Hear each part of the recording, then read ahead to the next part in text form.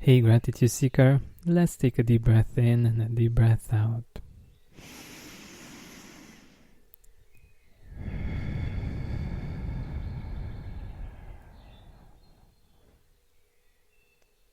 It's not the easiest of times, and I wanted to make this episode because I wanted to get in touch with you.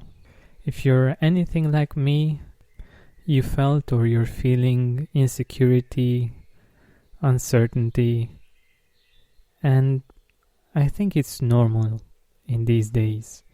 It's been a while since we had such a big crisis worldwide, and we don't really know how to react because it affects us individually and it also affects us as a society. Our survival instincts rise to the surface, and since we can't find too much information that will make us feel at ease, at least rationally, it's pretty hard to settle, to feel at peace, to feel calm, because hey, not even the rational part of our brain is able to give us some answers to calm our reptilian brain. But one of the things that I have found very helpful for me in this period was to look for positive, uplifting, hopeful pieces of information in all of this web of negativity. One such piece of information is that we've been through all kinds of disasters, even worldwide, and we somehow found a way to bounce back. And in most of the times, we were able to bounce back stronger and better as a society, having learned some really important lessons while finding creative ways in which to turn the problem into an opportunity. One such opportunity that we can think about in these times is the fact that we don't need to be in a rush anymore. Many people in our society are always in a rush.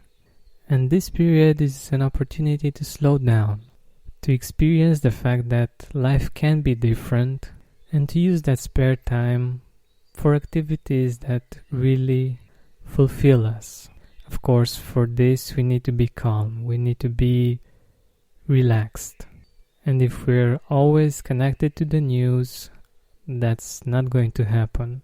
I don't know how the weather is where you are right now, but here it's spring and it's really sunny and beautiful.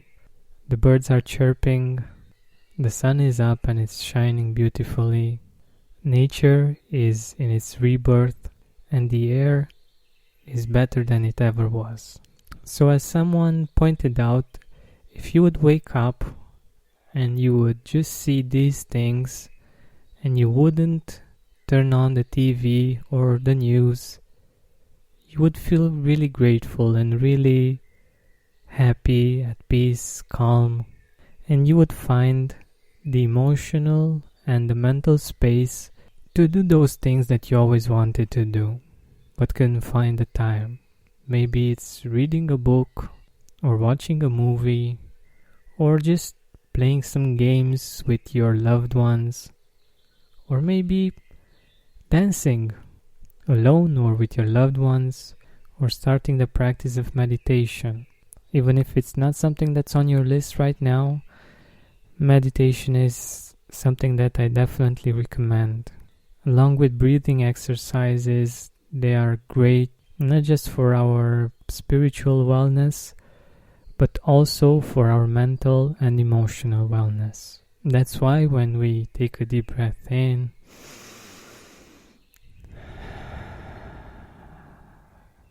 we feel much more calm, much more centered, and we access different parts of our brain. We don't only think about survival, but we think about those things that can make us thrive. So another piece of information that I believe is very powerful is one that I got from James Altucher. The lack of clarity regarding how much time we will need to overcome this pandemic can really make us anxious and uncertain about our future. So he says that usually it takes 3 months for every pandemic to end. He also says that the peak of the pandemic is at 1.5 months. That's early to mid-April. So it's somehow natural for us to expect that more and more cases will arise. But this is part of the process. It's important to keep calm and listen to the experts, wash our hands, and do all of the things that they recommend. And as with many of other pandemics, catastrophes, wars, these too shall pass. But it's also very important how it passes and how much we are able to keep calm and to access those parts of our brain that actually help us in these situations.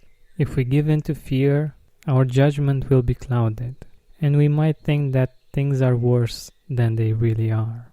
For instance, in Hubei, where most of the cases in China are, from a total of 67,000, 55,000 have already recovered. That's 83%.